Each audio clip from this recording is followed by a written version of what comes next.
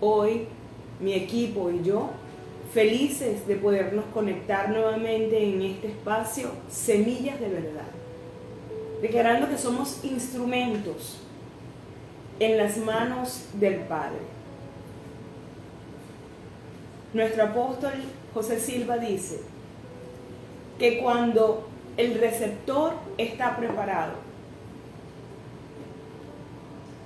y el instructor está preparado, al Espíritu Santo no le queda otra que manifestarse. Así que yo declaro que hoy el Espíritu Santo, indiferentemente del lugar donde hoy te encuentres, te ministra, te enseña y le ministra a tu entendimiento para que tú sepas a qué esperanza has sido llamado. Y con este fin, hoy tenemos el tema, un tema por demás profundo, pero no por eso menos hermoso, por el contrario, muy atractivo, muy hermoso, que tiene que ver justamente con este tiempo, con esta dispensación. Y se trata del orden de Melquisedec. Lo quisimos titular Un nuevo orden. Y no estoy hablando del nuevo orden mundial. Estoy hablando, hoy en día muy usada esa palabra. Estoy hablando de un nuevo orden sacerdotal. En el antiguo pacto, una vez que Dios saca al pueblo de Israel de Egipto, le da un mandato a Moisés y le dice que Aarón lo va a poner como su sacerdote y a sus hijos, a todos los provenientes de la tribu de Leví, serán llamados también sacerdotes de Dios. Y le da en Éxodo, en el libro de Éxodo, aparece enfocado toda la serie de vestiduras, que es por lo demás muy simbólico, que ellos debían ostentar, con las cuales deberían vestirse para ministrar en ese momento en el tabernáculo, luego en el templo. Las vestiduras fueron diseñadas por Dios, las vestiduras sacerdotales de aquel entonces. Dice que Dios había derramado en el corazón de unos hombres especiales una gracia especial, una destreza especial para hacer todo el ornamento que esas vestiduras requerían. Entre las figuras sacerdotales estaban los sacerdotes normales, pero había uno que destacaba, que era el sumo sacerdote. Y el primero fue Aarón. Entre las vestiduras vemos 8 componentes. Hay 4 componentes que le eran común tanto al sumo sacerdote como al resto de los sacerdotes. Pero habían 4 que eran exclusivas del sumo sacerdote. Entre las comunes podemos tomar lo que era como una especie de ropa interior. Era un lino que se colocaba desde las rodillas, desde las pantorrillas, hasta la parte de lo que ellos llaman los lomos, la parte reproductiva, hasta las caderas. Había como especie de una túnica. Habían unos cintos. Incluso habían unas teatiras, unas diademas que se le colocaban. Pero el sumo sacerdote aparte tenía algo especial. Tenía en su pecho un éfod. En ese éfod tenía algo en el medio, en el pectoral, que se llamaba el Urim y el Tumim, que era por lo cual Dios ejercía el juicio. Se consultaba a Dios por determinada causa y Dios emitía un juicio a través de eso, que era como una especie de suerte que se lanzaban. Eran como unas piedritas que se lanzaban. Nadie sabe con precisión cómo se definían el Urim y el Tumim, En las partes de las hombreras tenían los nombres, 6 acá, 6 tribus acá y 6 tribus acá, inscritas en piedras de ónice. El sumo sacerdote tenía algo hermoso también, que se llamaba la mitra. En la mitra había una inscripción que solamente él la tenía y decía: santidad a Dios, consagrado a Dios. En el borde de sus vestiduras tenía unas campanillas, que era para que cuando él entrara al lugar santísimo, mientras que las campanillas estuvieran sonando, quiere decir que el hombre estaba vivo. Si el hombre por X causa en ese entonces estaba en pecado, había cometido algún error o no se había purificado conforme el rito, entonces eso era digno de muerte. Y él era sacado. Cuando las campanillas dejaban de sonar, él era sacado. No era que nadie entraba a sacarlo, sino que él era sacado porque él entraba con una soga. Pero no me quiero enfocar en que si él estaba o no estaba en las condiciones. Me quiero enfocar en decirte que para Dios, sus sacerdotes eran unos seres especiales. Y Dios los hermoseó en ese entonces con unas vestiduras especiales, símbolo de lo que sería entonces en el nuevo pacto para él, sus sacerdotes. En el antiguo pacto a los sacerdotes se les tenía reservada, a los levitas, se les tenían reservada una porción de la tierra. Cuando Josué les asigna las tierras a todos, a los levitas fueron los únicos que no se les dio una porción como tal, porque decía que la porción de ellos era Dios. La porción de ellos, de alguna manera, estaba al lado, estaba en la misma casa de Dios. Ellos en medio del pueblo, lo que tenían era el mismo templo. Diciendo que Dios no hace diferencia. Lo mío es tuyo. Y todo esto era en el antiguo pacto. En el momento de la sombra, donde la plenitud de la revelación del misterio escondido de Dios aún no se había dado a conocer. En ese antiguo pacto, en Éxodo capítulo 19, versículo 22, nos dice: Dios le da la orden a sus sacerdotes para que se santifiquen, para que se guarden. Eran unos seres consagrados a Dios. En el nuevo pacto, el apóstol de la gracia nos dice: apártese de iniquidad todo aquel que invoca el nombre de Dios. Es por eso que cuando te decimos que Jesucristo cumplió la ley, pero los principios establecidos en el antiguo pacto pasan la cruz, porque los principios son inalterables. Los principios no cumplen tiempos y cambian. No, el espíritu de ellos sigue presente. Y te quiero leer justamente en Hebreos capítulo 7, voy a leer pocas porciones para no hacerlo muy largo. Como les dije, es un tema muy complicado, un tema muy extenso.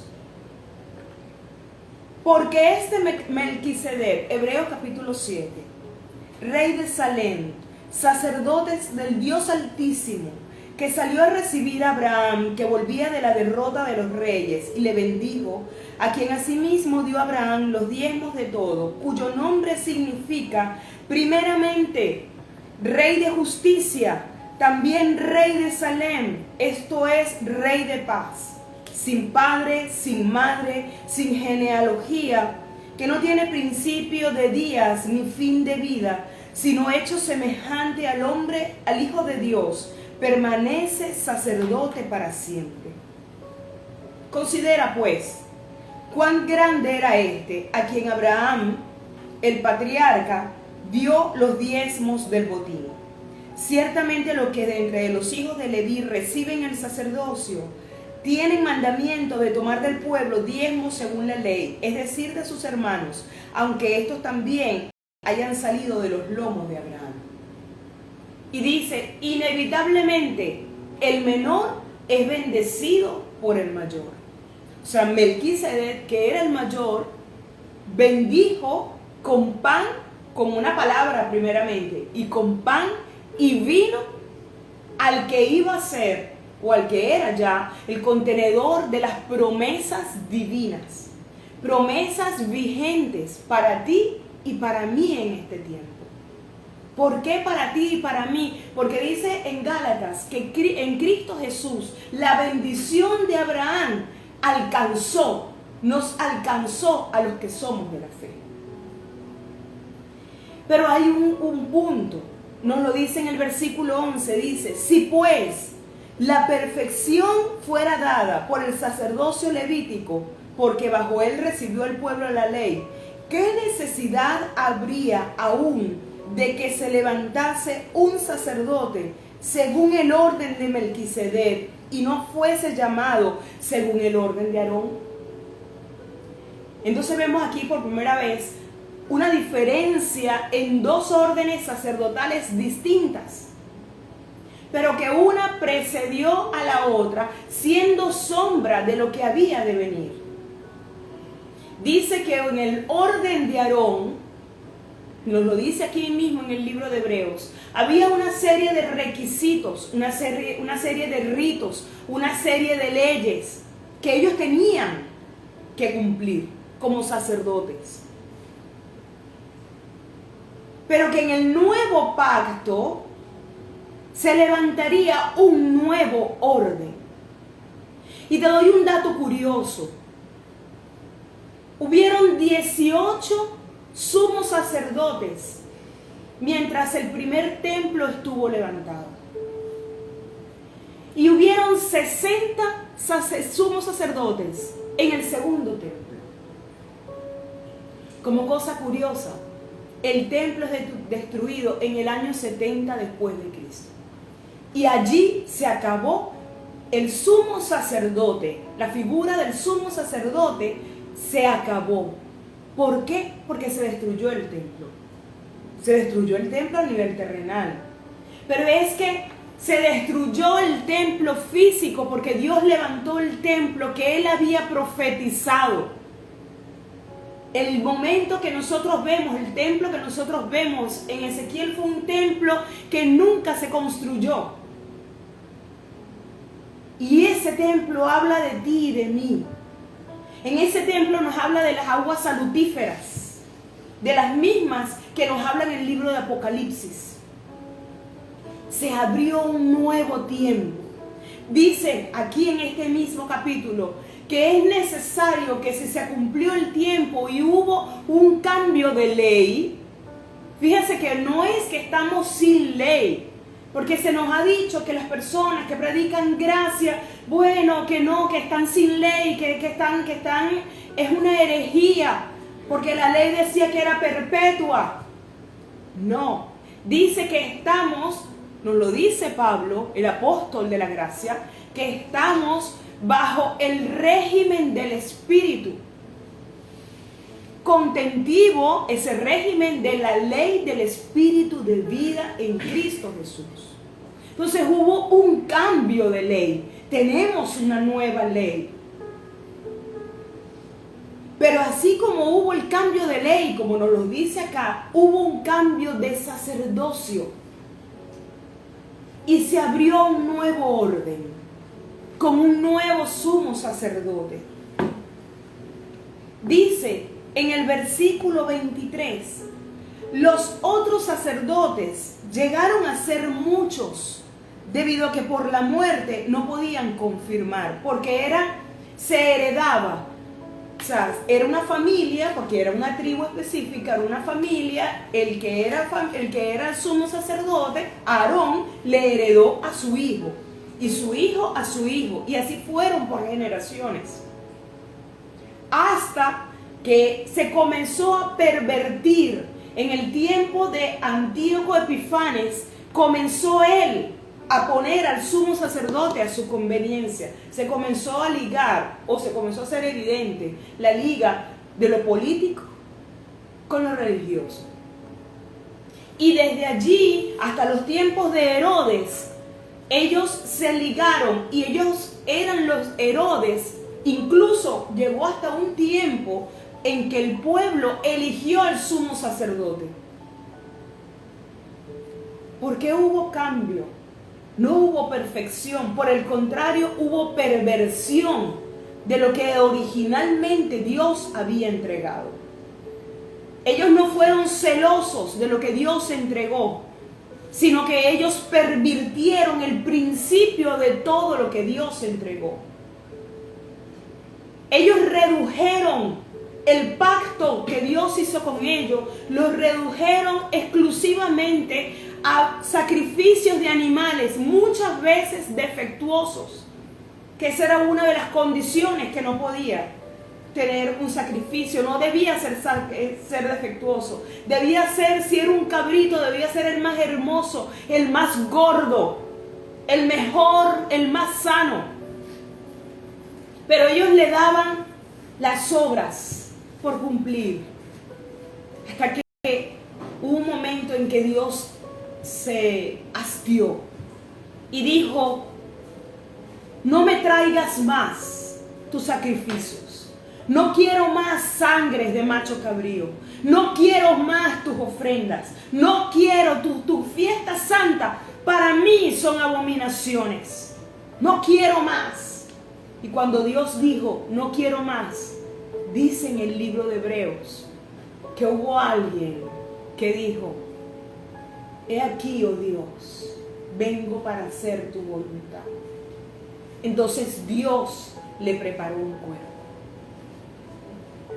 Y entonces Dios, por cuanto sus hijos participaron de carne y sangre, Él también participó de lo mismo. Para traerte a perfección, como nos lo acaba de decir aquí. Por cuanto de la otra manera no se pudo hacer perfecto, porque no se podía hacer perfecto. Vino Jesucristo a decir: he aquí, oh Dios, vengo para hacer tu voluntad. Vengo para llevar a mis hermanos a la gloria. Con la misma gloria, le dijo Jesús, que yo tuve contigo, lo dijo antes de irse, lo vemos en el libro de Juan. El momento llegado, glorifica a tu Hijo con aquella gloria que tuve antes que el mundo fuera. Ya yo terminé lo que iba a hacer, ahora regreso a ti. Y sucedió el sacrificio de Jesucristo. Sacrificio que se ha predicado mucho, pero que se ha entendido poco. Porque nos hemos enfocado única y exclusivamente en lo que fueron los sufrimientos. Incluso las personas que practican la Santa Cena hacen una escena que te ponen a llorar. Y eso no es cónsono. ¿Tú sabes por qué existe el muro de los lamentos?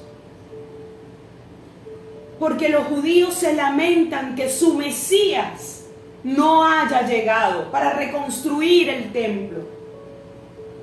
Ellos tienen razones por qué lamentarse, pero nosotros tenemos razones para sonreír y ser felices. Porque nosotros, el pueblo gentil, aquellos que antes, como nos lo dice Pablo, no éramos merecedores, que ahora hemos sido merecedores, hemos sido hechos perfectos por ese sacrificio. Ahora hemos sido llevados a una posición de altura, porque dice que Él nos sentó en lugares celestiales junto a Cristo Jesús. Dice que fuimos justificados, que fuimos glorificados. Es cuestión de tiempo para que lo establecido por Dios se manifieste completamente. Porque como lo dijo Jesús, lo que está escrito de mí tiene cumplimiento. Lo que está escrito de ti, escogido de Dios, tiene cumplimiento. Dice, los otros sacerdotes llegaron a ser muchos, debido a que por la muerte no podían continuar. Mas este, por cuanto permanece para siempre, tiene un sacerdocio inmutable, por lo cual también puede salvar a los que perpetuamente por él se acercan a Dios, viviendo siempre para interceder por ellos. Porque tal sumo sacerdote nos convenía, mira cómo nos convenía, santo, inocente, sin mancha, apartado de los pecadores y hecho más sublime que los cielos, que no tiene necesidad cada día, como aquellos sumos sacerdotes, de ofrecer primero sacrificios por sus propios pecados y luego por los del pueblo, porque esto lo hizo una vez y para siempre, ofreciéndose a sí mismo. Porque la ley constituye sumos sacerdotes a débiles hombres, pero la palabra del juramento posterior a la ley, al Hijo hecho perfecto para siempre. ¿Tú sabes cuál es la otra diferencia con el sacerdote levítico? Con el sacerdocio levítico. Que Dios interpuso un juramento. Dice, para dejar firme ese nuevo orden que se levantó. Dice que Él puso dos cosas por las cuales es imposible que Él pueda mentir. Primero, que Dios no miente, pero Dios quiso hacer más firme, dice la Escritura, la inmutabilidad. O sea, el hecho de que no cambia su consejo, su verdad. Dice que interpuso un juramento basado en dos cosas: sangre derramada y cuerpo partido de su Hijo. En Zacarías capítulo 3, quiero que lo busquemos. Si tienes una Biblia, te invito a que en estos espacios de Semillas de Verdad puedas tener algo donde anotar y puedas tener las escrituras a mano. Porque en esto damos de repente tips y damos algunas citas que a lo mejor no buscamos. Pero es bueno que vayas tomando nota y en tus momentos de intimidad le des oportunidad al Espíritu Santo que te amplíe y te diga si eso es así o no es así. Zacarías capítulo 3 nos habla de una visión de un sumo sacerdote.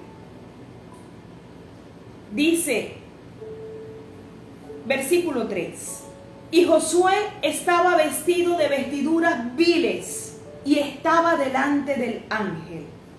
Y habló el ángel y mandó a los que estaban delante de él diciendo, quítenle esas vestiduras viles. Y él le dijo, mira que he quitado de ti tu pecado y te he hecho vestir de ropas de gala. No volvamos a hablar de pecado como si Jesucristo no fuera hecho nada. Tú y yo tenemos unas vestiduras de santidad, unas vestiduras impecables. Dice allí que son de galas. Dice que las vestiduras se habían hecho viles, porque las había hecho el hombre, eran humanas y fueron corrompidas. Pero Él dice que te puso unas vestiduras de gala. Dice, sí, pero ahí lo está diciendo un sumo sacerdote. Ahorita vamos para allá. Dice, versículo 5, después dijo, pongan una mitra limpia sobre su cabeza. Y pusieron una mitra limpia sobre su cabeza y le vistieron las ropas. La mitra que se le había puesto allá a los sacerdotes se había corrompido, se había ensuciado. se había enmohecido, se había pervertido. En este nuevo sumo sacerdote, Josué, tipo de Jesucristo, se le da una nueva mitra. Y esa mitra sigue diciendo santidad a Dios. En Apocalipsis capítulo 1, versículo 5.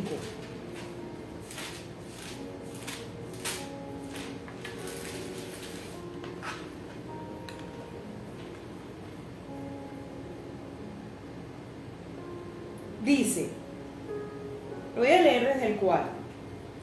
Juan a las 7 iglesias que están en Asia, gracia y paz a vosotros, del que es, del que era y del que ha de venir, y de los 7 espíritus que están delante de su trono, y de Jesucristo el testigo el fiel, el primogénito de los muertos, el soberano de los reyes de la tierra, al que nos amó. Todo esto se trata de amor. Todo esto se trata de que Dios nos amó y nos lavó de nuestros pecados con su sangre y nos hizo reyes y sacerdotes para Dios y para su Padre.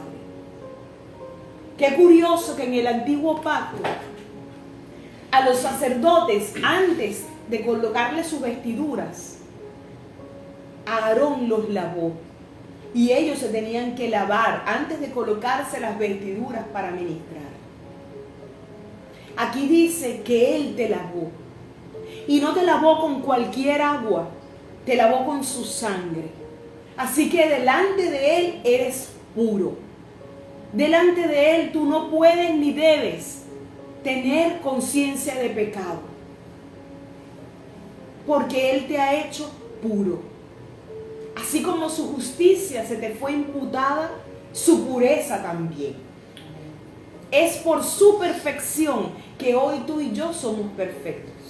Es por su pureza que tú y yo hoy somos puros.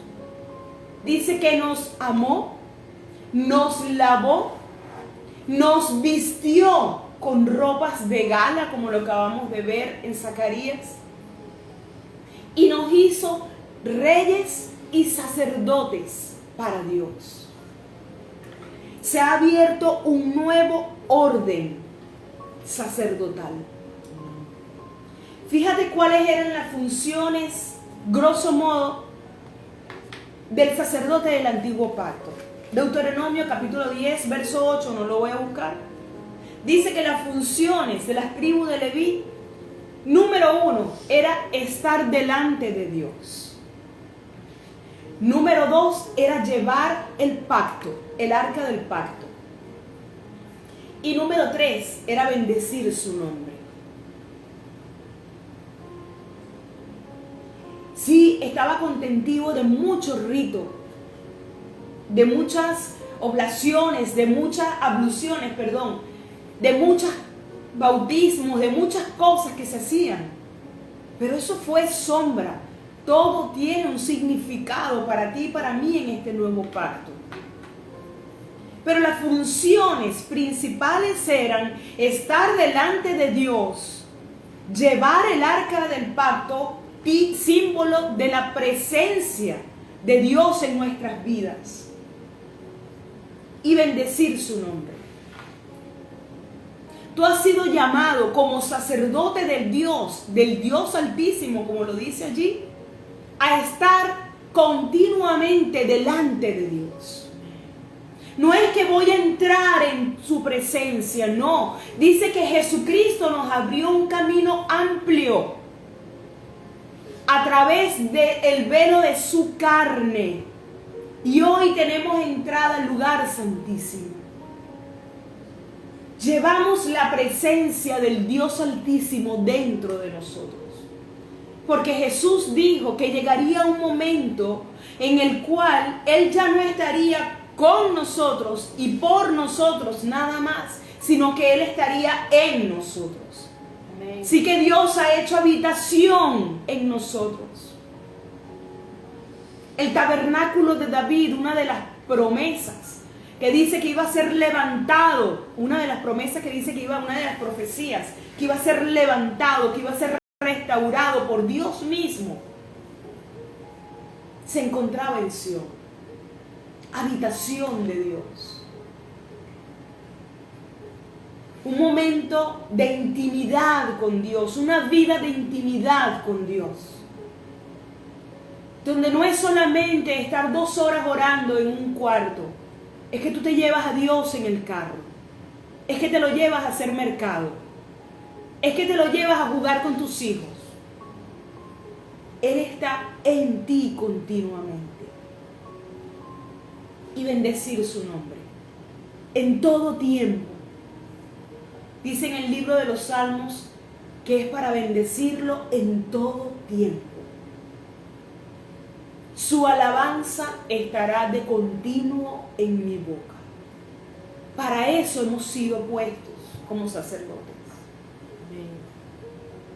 Para dar de lo que tenemos, para compartir de lo que hemos recibido de gracia, gratuitamente, no ponerle un precio. No decirle, haz un pacto por tu sanidad, haz un pacto por tu bendición, haz un pacto, no, porque dice, no hagas un pacto por tu bendición, porque dice que hemos sido bendecidos en el creyente Abraham. Las bendiciones, y hemos hablado ya en otras oportunidades, en otras entregas de las bendiciones de Abraham. Hermanos, no hagamos pactos inválidos que atentan y ofenden contra el pacto de gracia. No hagamos pacto por sanidad, porque Él dice que se hizo una sola llaga para que tú y yo fuéramos sanos. No permitas que nadie venda la sanidad que no tiene. Porque la sanidad la tienes tú. Tienes que apropiarte. Es el tiempo de los beneficios de la cruz. No el tiempo de los sacrificios. No el tiempo de la lloradera. Es el tiempo del óleo. Es el tiempo de la alegría. Es el tiempo del manto, de la unción de la alegría. Es el momento de dar buenas nuevas. De decir que hemos sido trasladados de tinieblas, de ignorancia, a su luz admirable, a su revelación admirable, que será constante, que será creciente, y que por mucho que intenten mercadear la fe, la verdad prevalecerá. Dios no puede ser burlado, jamás será burlado. Y Él hizo un solo sacrificio perfecto. Los judíos, el poder judío, los religiosos, quisieron apropiarse de lo que era de Dios. Quisieron mercadear. Y los escribas se pusieron a interpretar y a desviar al pueblo por costumbres alejadas de lo que Dios había querido hacer. Y cuando llegó el verbo, la palabra hecha carne, el celo profético que estaba en él, un día entró al templo y volcó las mesas. Porque estaban mercadeando con lo que era la ofrenda, que para Dios es y siempre ha sido sagrada. Entonces, no sigas cayendo en manipulaciones. Es el tiempo de su luz admirable. Es el tiempo de que la ignorancia deje de reinar. No leas la Biblia solamente un domingo y no escuches nada más lo que te diga un predicador, inclusive yo, inclusive cualquier persona que puedas escuchar. No, métete con las Escrituras. En ellas está la verdad. Y Dios no se queda callado. Dentro de los requisitos del sacerdocio levítico, según la orden de Aarón, en Levíticos capítulo 21, del 1 al 24, dice que los sacerdotes tenían que ser perfectos. Tenían que ser, como le dijeron a alguien que yo quiero mucho, un tipazo. Tenían que ser, no podían ser ciegos, no podían ser mutilados, no podían tener una quebradura de pie o en la mano, no podían ser jorobados, no podían tener nube en el ojo, o sea, cataratas. No podían tener sarna, andar con picazones, no podían. Y no podían tener testículos magullados.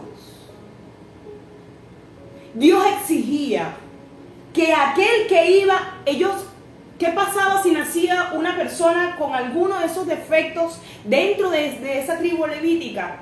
Ellos podían comer de lo que era apartado para los sacerdotes, pero no podían ministrar el pan. ¿Qué pasaría hoy en día? ¿Cuántos sacerdotes ciegos andan por ahí caminando, guiando a otros ciegos? ¿Cuántos andan mutilados? ¿Cuántos tienen quebraduras en las manos? Quiere decir que tienen defectos en su accionar, que les gusta accionar demasiado. Quebraduras en los pies, que tienen un andar defectuoso, no conforme a perfección. Porque si anduvieran en el camino de la perfección, dice que por muy torpe no se saldrían del camino. ¿Cuántos andan con cataratas? Mira lo que es la catarata. Es la falta de transparencia. ¿Cuántos conocen la verdad y la ocultan para seguir haciendo al pueblo cautivo? ¿Cuántos tienen enfermedades mentales, físicas, familiares? Malos esposos, malas esposas. Y así ministran. Y dicen que son más perfectos y más justos que el resto. Y después desde un púlpito te señalan y dicen que eres un pecador. Cuando sus vidas son un infierno. Por esa causa, muchas generaciones, por esa y por muchas cosas más, como lo dice la canción de Navidad, muchos hijos de pastores no quisieron saber del pastorado ni del evangelio. Porque el Dios que conocieron fue un Dios cruel. Un Dios de mentira. Porque ese fue el Dios que le mostraron. Hay un cambio de sacerdocio. Hay un cambio de ley. No vivimos bajo la ley ceremonial. No vivimos bajo la ley del no hagas, del no manejes, como decía Pablo, del no degustes.